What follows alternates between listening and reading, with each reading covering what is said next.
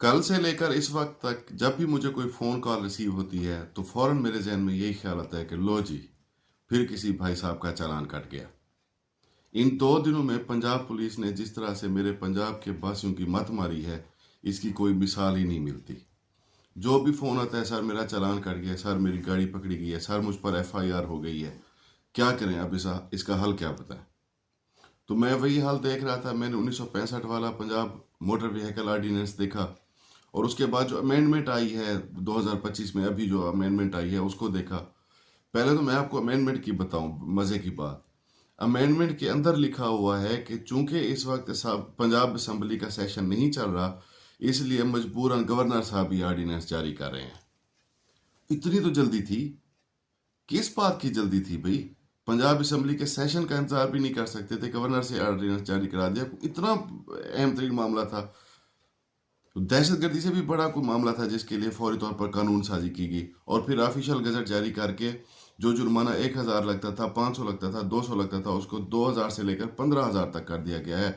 और अवाम को, सबसे अहम बात यह है कि अवाम को ये भुगतने के लिए टाइम भी नहीं दिया गया, जहन बनाने के लिए, सोचने के लिए, या जो इक्विपमेंट्स आप बता रहे हैं, हेलमेट वगैरह हैं, उनको खरीदने के लिए टाइम भी नहीं दिया गया।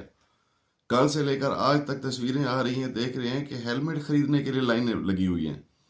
लोगों के पास हेलमेट खत्म हो गए हैं। दुकानों वाले कहते हैं कि हेलमेट हमारे पास है ही नहीं। इस जुर्माने से बचने का मुझे तो कोई चांस नहीं नज़र आ रहा। मुझे तो लगता है कि हर फर्द वाहिद ने, इस मुआशरे के हर फर्द ने एक न एक बार तो इस जुर्माने के नीचे से गुजरना ही गुजरना है।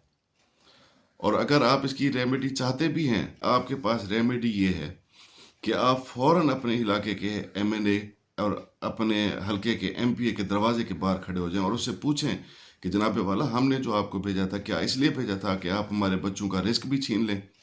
फट्टा रिक्शा चलाना गलत है तो उसका कोई तरीकाकार तो बनाए ना। हमें किस्तों पर कोई इलेक्ट्रिक रिक्शा दें, ऐसा रिक्शा दें जो आपके मेयार पर पूरा उतरता हो। हमें किस्तों पर दें, हम किस्तें देंगे, हम अपने बच्चों का रिस्क और रोजी तो ढूंढें। उसका कोई मैकेनिज्म बनाया नहीं और हमारे ऊपर जुर्माने डाल दिए, रक्षे छीन लिए ताकि ये बच्चों का रिस्क भी ना जमा कर सकें। एक मिसाल दी जाती है कि अंधे के हाथ से लाठी नहीं छीनी जाती, अंधे को आंखें दे दें, लाठी वो खुद ही फेंक देगा। अब हुकूमत ये जो जुल्म कर रही है, ये बंद होता नज़र आता नहीं है। हमारे पास अब दो ही हल हैं, या तो एहतजाज करें या फिर सब्र करें।